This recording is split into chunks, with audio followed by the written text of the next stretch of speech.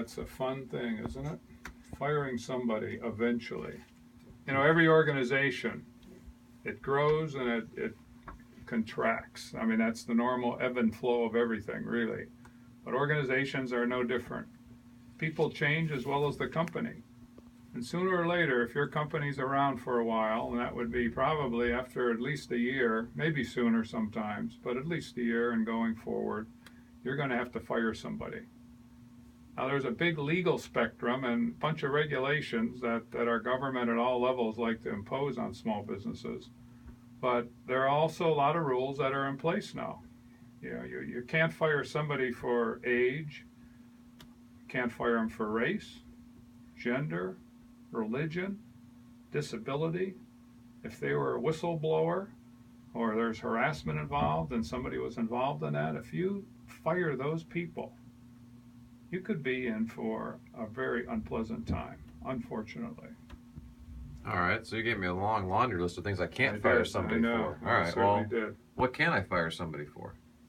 Or what should I? I mean, what should I fire somebody for? We start there. I like to say because you're a good employee, but that seems to be moving away more and more from the main screen here. Right.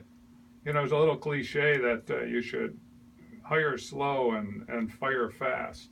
I don't know where that cliche used to be valid a long time ago, but it's hard to fire fast today.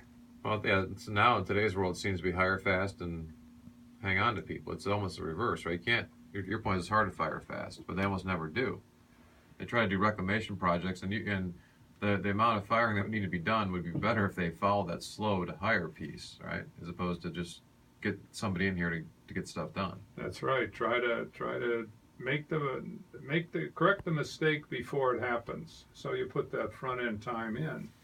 But who can you fire today? Somebody who's incompetent has more due process and rights. They do. Well, especially they have a good lawyer, right? It seems.